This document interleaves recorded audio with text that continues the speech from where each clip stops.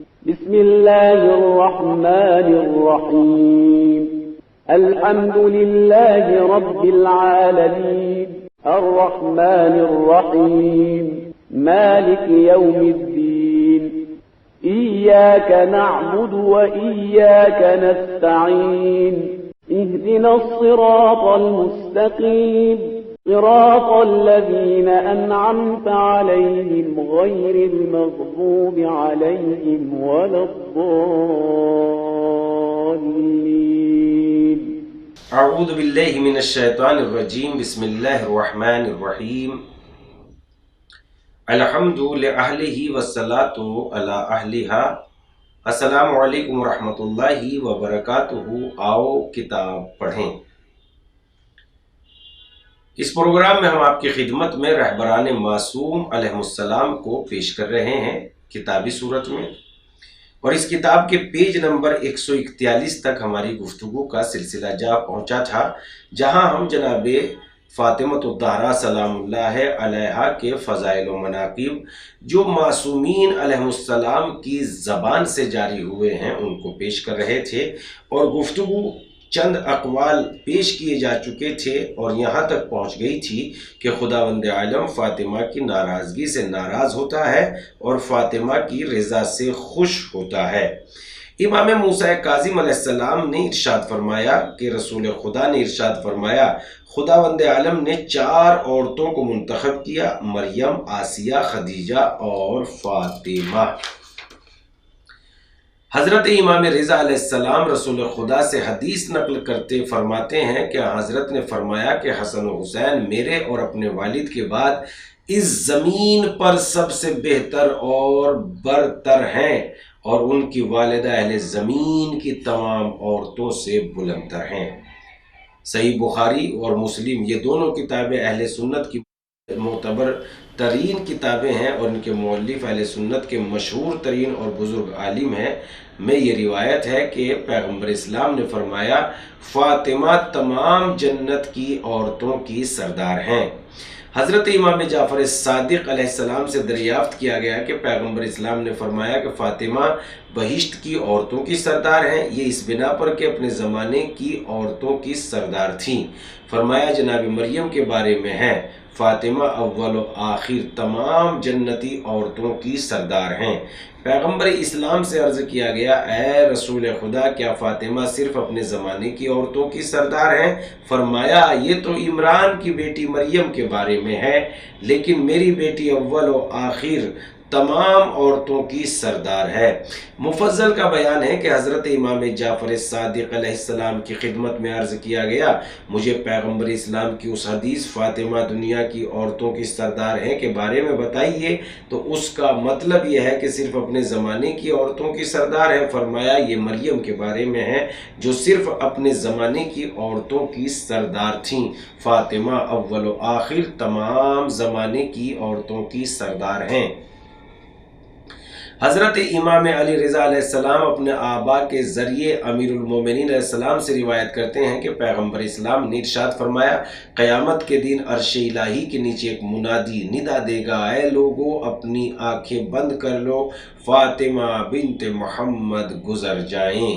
ابو ایوب انصاری رسول خدا سے روایت کرتے ہیں قیامت کے روز زیر عرش ایک منادی ندا دے گا اے اہل محشر سروں کو جھکا لو، آنکھیں بند کر لو تاکہ فاطمہ صراط سے گزر جائیں. فاطمہ اس حالت میں گزریں گی کہ 70,000 جنتی کنیزیں ان کے ہمراہ ہوں گی. رسول خدا نے جناب فاطمہ سے فرمایا خداوند عالم نے دوسری مرتبہ زمین پر نظر کی اور تمہارے شوہر کا انتخاب کیا اور میری طرف وحی کی کہ میں تمہاری شادی ان کے ساتھ کر دوں. کیا تم نہیں جانتی کہ خدا نے تمہاری عزت و احترام کی خاطر تمہارا رشتہ ایسے کے ساتھ طے کیا ہے جو سب سے پہلے اسلام لایا، جس کا صبر اور علم بہت زیادہ ہے. حضرت امام جعفر صادق علیہ السلام نے ارشاد فرمایا اگر خداوند عالم حضرت فاطمہ کی شادی امیر المومنین علی علیہ السلام کے ساتھ نہ کرتا تو دنیا میں کوئی بھی ان کا ہمسر نہ ہوتا. سفیان بن عینیہ کا بیان ہے کہ حضرت امام جعفر صادق علیہ السلام نے اس آیہ کریمہ مرج البحرین یلتقیان جاری کیے دو دریا جو آپس میں ملتے ہیں کی تفسیر میں فرمایا اس سے حضرت علی اور فاطمہ مراد ہے۔ یخرج منہا لؤلؤ والمرجان، اور ان دونوں دریا سے لولو اور مرجان نکلتے ہیں۔ حضرت حسن حضرت حسین علیہ السلام مراد ہیں۔ حضرت امام جعفر صادق علیہ السلام سے سوال کیا گیا کہ حضرت فاطمہ کو زہرا کیوں کہا جاتا ہے؟ فرمایا جس وقت وہ محراب عبادت میں کھڑی ہوتی تھیں اہل آسمان کے لیے ان کا نور اس طرح روشنی دیتا تھا جس طرح زمین والوں کے لیے ستارے چمکتے ہیں۔ روایت میں ہے فاطمہ زہرا اپنی عبادت و نماز میں مشغول ہوتی اور آپ کی کوئی صاحبزادے اگر گریہ کرتے ہوتے تو گہوارہ خود بخود ہلنے لگتا جیسے کوئی فرشتہ اس کو جھلا رہا ہو۔ حضرت امام محمد باقر علیہ السلام نقل فرماتے ہیں رسول خدا نے جناب سلمان کو کسی کام سے فاطمہ کے گھر بھیجا۔ سلمان کا بیان ہے کہ میں نے دروازے پر کھڑے ہو کر سلام کیا، فاطمہ زہرا کی آواز سنی، گھر میں قرآن کی تلاوت کر رہی ہیں اور چکی خود بخود چل رہی ہے۔ فاطمہ زہرا سے رسول خدا کی محبت۔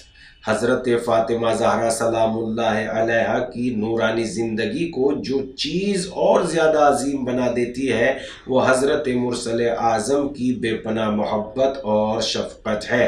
پیغمبر اسلام فاطمہ زہرا کو اس قدر چاہتے ہیں کہ جس کی کوئی حد و انتہا نہیں۔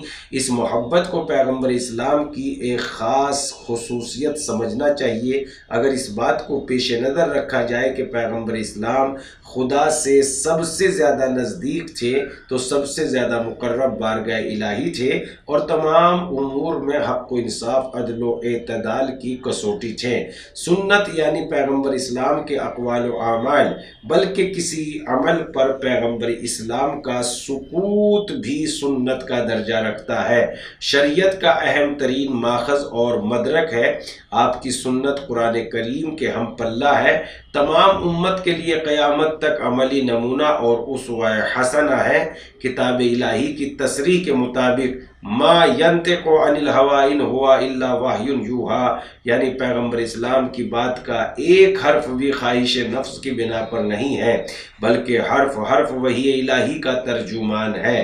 ان باتوں کو پیش نظر رکھتے ہوئے حضرت زہرا کی معنوی عظمتوں میں اور زیادہ اضافہ ہو جاتا ہے اور عظمت کردار کے نئے نئے گوشے سامنے آتے ہیں۔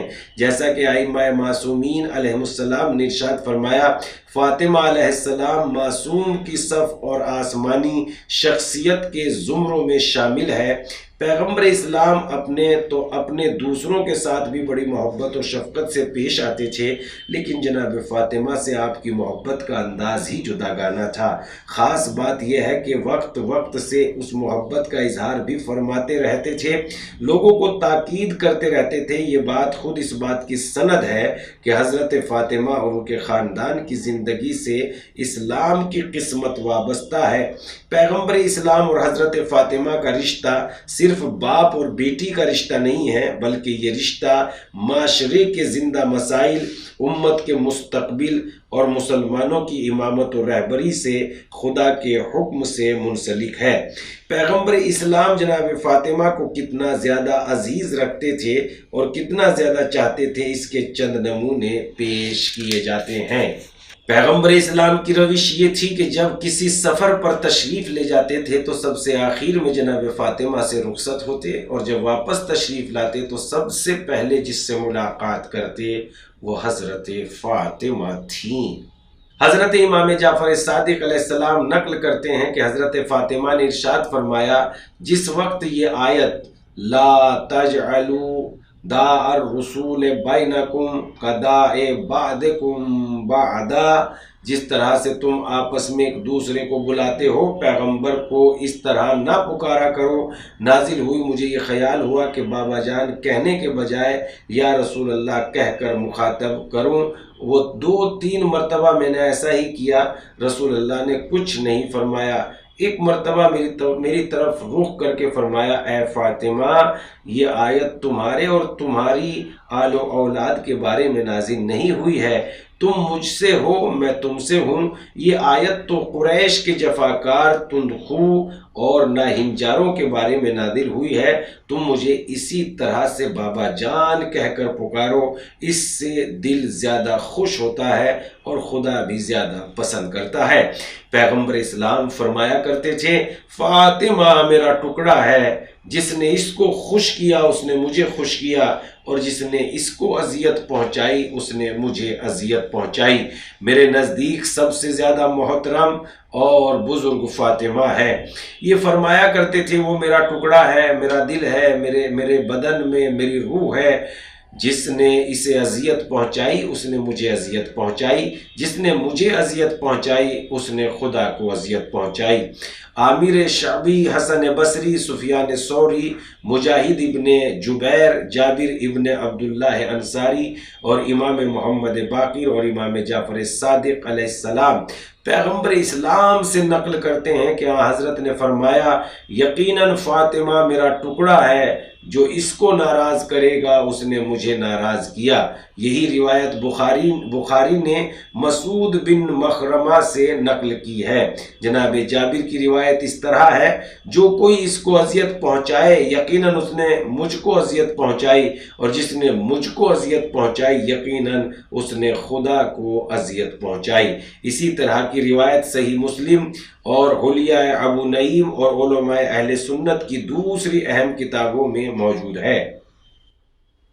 پیغمبر اسلام اس حالت میں باہر تشریف لائے کہ فاطمہ کے ہاتھوں کو پکڑے ہوئے تھے اور فرمایا جو اس کو پہچانتا ہے پہچانتا ہے، جو نہیں پہچانتا پہچان لے، یہ محمد کی بیٹی ہے، میرے بدن کا ٹکڑا ہے، میرے دل اور دو پہلوؤں کے درمیان میری روح ہے، لہذا جس نے اس کو آزار پہنچایا اس نے مجھے اذیت دی، اور جس نے مجھے اذیت دی اس نے خدا کو اذیت دی۔ پیغمبر اسلام نے ارشاد فرمایا میری بیٹی فاطمہ اول و آخر ساری کائنات کی عورتوں کی سردار ہے، وہ میرا ٹکڑا ہے، میری آنکھوں کا نور ہے، میرا میوائے دل ہے، میری بدن میں میری روح ہے، وہ ایک انسانی حور ہے جو اس وقت بارگاہ خداوند عالم میں عبادت کے لیے محراب میں کھڑی ہوتی ہے تو اس کا نور آسمان والوں کے لیے اس طرح چمکتا ہے جس طرح اہل زمین کے لیے ستارے۔ خداوند عالم آسمان کے فرشتوں سے فرماتا ہے میرے فرشتوں تمام کنیزوں کی سردار میری کنیز فاطمہ کو دیکھو، میری بارگاہ میں کھڑی ہے اور میرے خوف سے لرزہ بر اندام ہے، دل سے میری عبادت کر رہی ہے، گواہ رہنا میں نے اس کے پیروکاروں کو آتش جہنم سے امان دے دی ہے۔ ناظرین ہماری گفتگو پہنچ چکی ہے پیج نمبر 148 تک، لہذا گفتگو کے سلسلے کو یہیں تمام کرتے ہیں، پھر انشاءاللہ تعالیٰ آپ کی خدمت میں حاضر ہوں گے کتاب رہبران معصوم علیہ السلام کے ساتھ۔ خدا حافظ۔